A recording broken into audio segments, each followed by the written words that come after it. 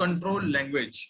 તો જેવી રીતે તમે આગળ ભણી જ ગયા છો, ઓરેકલના અંદર એટલે કે એસક્યુએલ ના અંદર દરેક કમાન્ડના રિલેટેડ એની લેંગ્વેજ સ્પેસિફાઈ કરેલી છે. મેનલી 5 ટાઈપની લેંગ્વેજ અવેલેબલ છે. ઓકે, હું તમને વન બાય વન સમજાવું છું. તમને 5 આવડવી જોઈએ, જેમાંથી તમે 2 લેંગ્વેજીસ ઓલરેડી પહેલા સેમમાં શીખી લીધેલી છે. ઓકે,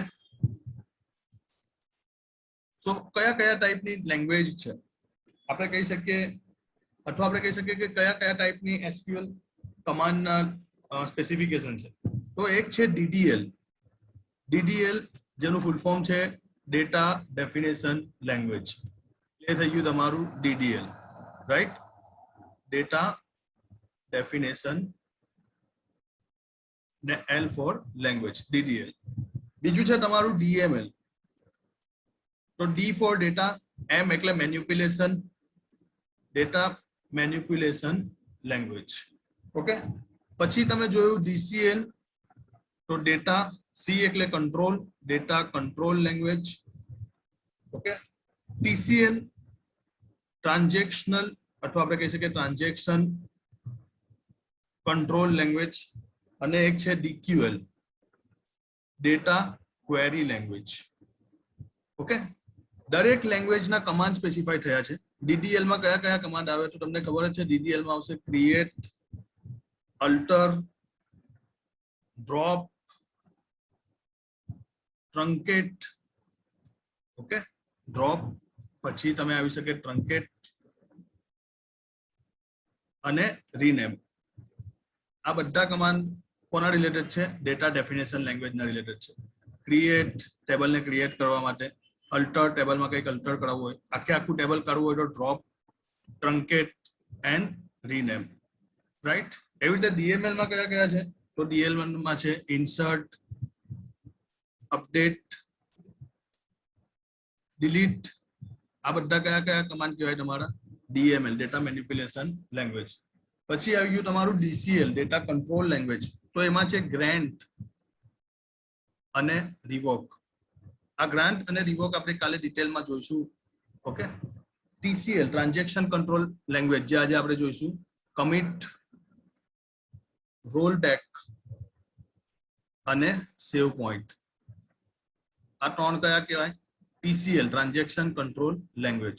અને છેલ્લું છે ડીક્યુએલ, ડેટા ક્વેરી લેંગ્વેજ. એમાં કયું આવે? સિલેક્ટ. તો આ આખા data definition language, data manipulation language, data control language, આ બધા લેંગ્વેજ તમને interview point of view, knowledge as well as exam oriented કોઈ પણ તમને ડિટેલમાં કોઈ પણ ક્વેશ્ચન્સ કોઈ બી ટોપિક પૂછી શકે. ડીડીએલ પૂછે તો તમારે આ ડિટેલમાં બધું સમજાવવાનું, જે તમે ફર્સ્ટ સેમમાં શીખી લીધું. ડીએમએલ માં ઇન્સર્ટ, અપડેટ, ડિલીટ આ પણ તમે શીખી લીધું. ગ્રાન્ટ અને રિવોક હવે આપણે શીખીશું. આજે આપણે જે શીખવાના છે તે છે ટીસીએલ ટ્રાન્ઝેક્શન કંટ્રોલ લેંગ્વેજ ને ડીક્યુએલ તો તમે શીખી જ ગયા છો વેર કન્ડિશનની સાથે. ઓકે, તો ટીસીએલ ના અંદર બેઝિકલી 3 ટાઈપના કમાન્ડ પ્રોવાઈડ કરે છે એ લોકો ટ્રાન્ઝેક્શન કંટ્રોલ લેંગ્વેજના અંદર. એક છે કમિટ, બીજું છે રોલબેક અને ત્રીજું છે સેવ પોઈન્ટ. ઓકે, તો આ 3 કયા કમાન્ડ છે? TCL. What is TCL? Transaction control language. તો ટ્રાન્ઝેક્શનલ એટલે અહીંયા તમે એને કહી શકો ગ્રુપ ઓફ સ્ટેટમેન્ટ. શું કહી શકો? Group of statement, right? આ ગ્રુપ ઓફ સ્ટેટમેન્ટના ઉપર કંટ્રોલ કરવું એટલે થઈ ગયું ટીસીએલ, ટ્રાન્ઝેક્શન કંટ્રોલ લેંગ્વેજ. હવે હું તમને એક એક્ઝામ્પલ આપું. સપોઝ તમે એમ્પ્લોય નામના ટેબલ પર કામ કરો છો અને એના અંદર 10 રેકોર્ડ છે.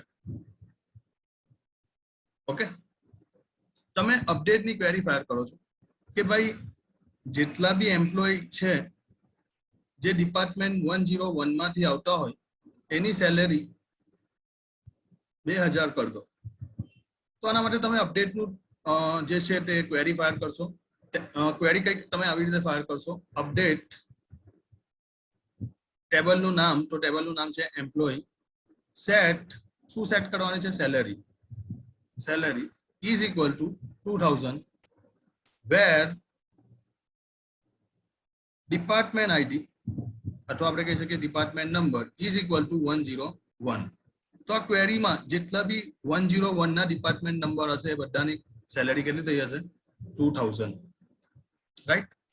હવે તમને ખબર છે કે જેવી રીતે નોટપેડમાં, વર્ડમાં, પાવર પોઈન્ટમાં તમને કંટ્રોલ ઝેડ એટલે કે અન્ડુ કરવાની અને કંટ્રોલ વાય એટલે કે રીડુ કરવાની ફેસિલિટી પ્રોવાઈડ કરે છે.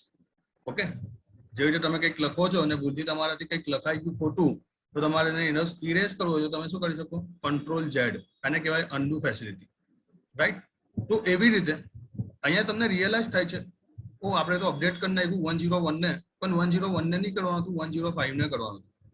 તો તમને કેવી રીતે ખબર પડશે? જેવી રીતે હું તમને કહું કે ભાઈ એમ્પ્લોય ટેબલના અંદર 101 વાળા 3 રેકોર્ડ હતા અને તમને એ લોકોની સેલરી નહીં ખબર, પણ અહીંયા તમે એને બધાને શું કરી નાખી 2,000. તો હવે હું કહું કે યાર 101 ને નહીં કરવાનું હતું, 105 ને કરવાનું હતું, તો તમને કેવી રીતે ખબર પડશે આ 3ની સેલરી કેટલી હતી? How you know? તમને તો નહીં ખબર પડે. તો તમારે શું કરવું પડે? અન્ડુ કરવું પડે. શું કરવું પડે? અન્ડુ. આ અન્ડુને એસક્યુએલ ની ભાષામાં કહેવાય રોલ બેક. ઓકે, આને શું કહેવાય? Role back. ઓકે, તો I hope so roll back શું છે એ ખબર પડી હશે. એના સાથે બીજું એક આવી ગયું કમિટ. ચલો, વર્ક થઈ ગયું તમારું, બધું સેવ કરવું છે તમારે, તો તમે કયો કમાન્ડ આપી શકો? Commit command, right. અને ત્રીજું એક છે સેવ પોઈન્ટ, જેના માટે તમે અલગ અલગ બ્લોક બનાવી શકો. ઓકે, હું 3 વસ્તુ પ્રેક્ટિકલી તો બતાવીશ, પહેલા થોડી એની થિયરી સમજી લઈએ. તો જો TCL transaction control language command are use to manage transaction in the database. Mainly શેના માટે યુઝ થાય છે? ટ્રાન્ઝેક્શન ને મેનેજ કરવા માટે. ઓકે, TCL નો મેન યુઝ શું છે? તો manage transaction. These are used to manage the change made to the data in table by DML statement. Okay, મેં તમને અત્યારે જ સમજાવ્યું DML, DDL, okay, DQL, TCL. એમાંના DML એટલે કે ઇન્સર્ટ અપડેટ ડિલીટ ના ઓપરેશન જ્યારે આપણે પરફોર્મ કરાવીએ તો આપણા ટેબલ પર ચેન્જીસ આવે. આ ટેબલના ચેન્જીસ પર આપણે કંટ્રોલ કરવા માટે કોનો યુઝ કરીએ છીએ? TCL. It's also allows statement to be grouped together into logical transaction. આપણે સ્ટેટમેન્ટનું એક ગ્રુપ બનાવી શકીએ જેને કહેવાય લોજિકલ ટ્રાન્ઝેક્શન. ઓકે, ચલો, તો 3 ટાઈપના છે, મેં તમને સમજાવ્યું. એક કમિટ, બીજું રોલ બેક ને ત્રીજું save point. Let's start. Commit command. Commit command is use to permanently save any transaction into database. કોઈ બી વર્કને તમારે પરમેનન્ટલી સેવ કરવું હોય તો તમારે કયો કમાન્ડ ફાયર કરવાનો? કમિટ. તો commit command is use to permanently save any transaction into database. When we use DML command, that means insert, update or delete, the changes made by this command are not permanent. તો જ્યારે બી આપણે insert, update, delete કરાવીએ ત્યારે આ changes permanent હોતા નથી. Until the current session is closed, the changes made by this command can be rolled back. એટલે આપણે કરંટ સેશનને જ્યાં સુધી ક્લોઝ નહીં કરીએ ત્યાં સુધી insert, update, delete નો ચેન્જ મતલબ પરમેનન્ટ થયો નથી. એટલે તમને એક એક્ઝામ્પલ આપું. એમ્પ્લોય ટેબલમાં તમે કોઈ insert, update, delete કરો છો, ઓકે, તો તમારું SQL ચાલુ જ છે. હવે તમે અડધો કલાક પછી આવો, કલાક પછી આવો, તો બી તમારું SQL તો સ્ટાર્ટ જ હશે. અને જે ઇન્સર્ટ અપડેટ ડિલીટ કરેલું છે એ કંઈ પરમેનન્ટ સેવ નથી થયું. નોટપેડમાં તમે કંઈ લખો છો તો જ્યાં સુધી કંટ્રોલ એસ નહીં કરતા ત્યાં સુધીના ડેટા સેવ થતા નથી. તો પરમેનન્ટલી ડેટા સેવ કરવા માટે આપણે શેનો યુઝ કરીએ છીએ? Commit. Okay, to avoid that we use commit command to mark change permanent. એટલે કમિટ થી શું થાય? ચેન્જીસ પરમેનન્ટ થાય. સિન્ટેક્સ નોર્મલ જ છે, ડાયરેક્ટ કમિટ લખી દો અને સેમિકોલન કરી દો એટલે એક મેસેજ આવ્યો છે કમિટ કમ્પ્લીટેડ, રાઈટ. બીજું આવી ગયું રોલ બેક. મેં તમને સમજાવ્યું તેમ કોઈ ટ્રાન્ઝેક્શન ને અન્ડુ કરવું હોય, રોલ બેક ને નોર્મલ ભાષામાં આપણે શું કહી શકીએ? અન્ડુ રીડુ. આવી ફેસિલિટી આપણે કહી શકીએ. ઓકે, કોઈ ટ્રાન્ઝેક્શન ને પાછું લાવવું હોય, અન્ડુ કરવું હોય તો આપણે રોલ બેક કમાન્ડનો યુઝ કરી શકીએ. This command restore the database to a last committed state. It's also used with save point command to jump a save point in an ongoing transaction. Okay, હું તમને નીચે એક્ઝામ્પલ સાથે બતાવું છું કે અલગ અલગ સેવ પોઈન્ટ સાથે બી રોલ બેક વાપરી શકીએ અને ઓનલી રોલ બેક બી વાપરવું હોય તો વાપરી શકીએ, રાઈટ.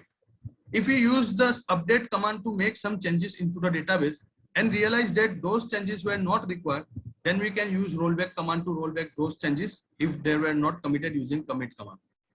તો અમે તમને કીધું તેમ એમ્પ્લોય ટેબલમાં 101 નંબરના ડિપાર્ટમેન્ટનું અપડેટ કરી નાખ્યું, પણ પછી તમને રિયલાઇઝ થાય છે યાર 101 નંબરનો ડિપાર્ટમેન્ટ નંબર નહીં હતો, 102 નંબરનો હતો. તો તમારે શું કરવું પડે? અનડુ કરવું પડે. એટલે તમારે શું કરવું પડે? રોલબેક કમાન્ડ ફાયર કરવો પડે. Syntax rollback to save point, જે સેવ પોઈન્ટ સાથે આપણે રોલબેક કરવાના છે તે. ત્રીજું save point. Save point command use to temporary save a transaction so that you can roll back to that point where the require. Okay, જે તમને એક એક્ઝામ્પલ આપું. લેટ્સ સે એક્ઝામ્પલ, તમે પહેલા પેજ, તમારી બુકના અંદર પહેલા પેજમાં કંઈક લખો છો, બીજા પેજ પર બી કંઈક લખો છો, ને ત્રીજા પેજ પર બી કંઈક લખો છો. તો આ 3 અલગ અલગ શું થઈ ગયા તમારી ભાષામાં? પેજ. આને એસક્યુએલ ની ભાષામાં આપણે કહી શકીએ સેવ પોઈન્ટ. હવે તમે કહો છો પેજ નંબર સેકન્ડ ને ઇરેઝ કરી નાખો, એટલે કે ડિલીટ કરી નાખો, અથવા પેજ નંબર સેકન્ડ ને ફાડી નાખો, કાઢી નાખો, તો તમે આવું કરી શકો છો. પેજ નંબર 1 અને page number 3 as it is છે. ઓકે, તો આવું તમારે કરવું હોય, આવા લોજિકલ ગ્રુપ બનાવવો હોય, તો એના માટે શેની યુઝ પડે? સેવ પોઈન્ટ ની જરૂર પડે તમને.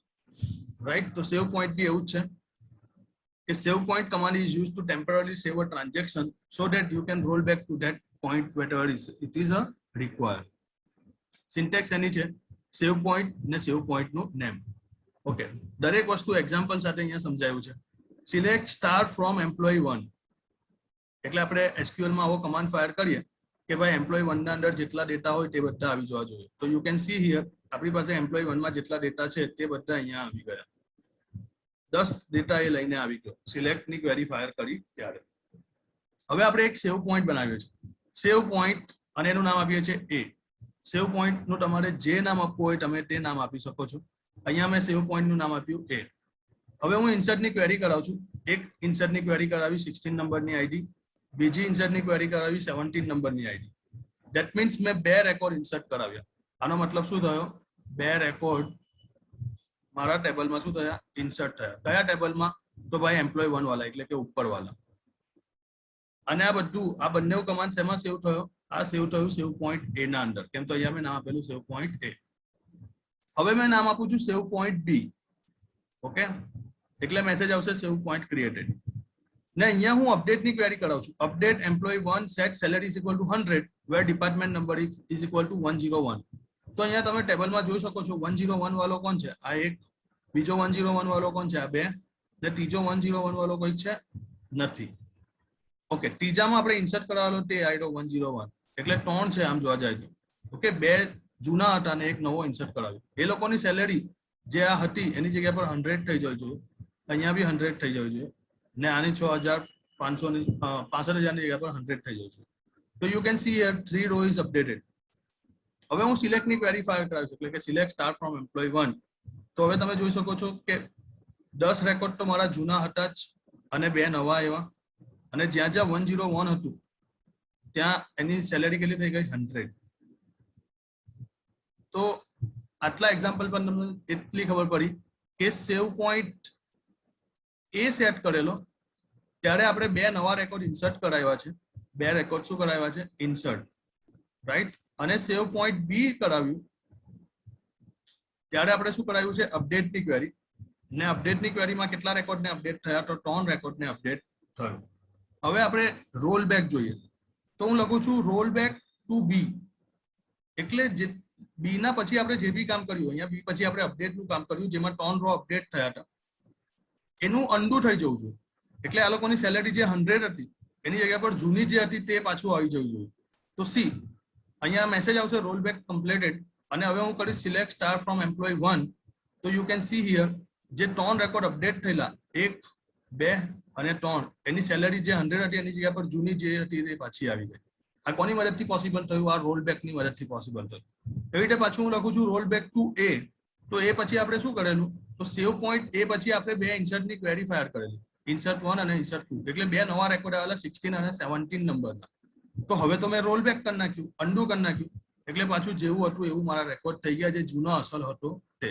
અને ફાઇનલી હવે હું શું કરું છું? કમિટ કરું છું. એટલે મારા ડેટાને શું કરું છું? પરમેનન્ટલી સેવ. તો આ શું થઈ ગયું? કમિટ. રાઈટ. તો આઈ હોપ સો 3 કમાન્ડમાં તમને ખબર પડી હશે. કમિટ એટલે પરમેનન્ટ સેવ થશે.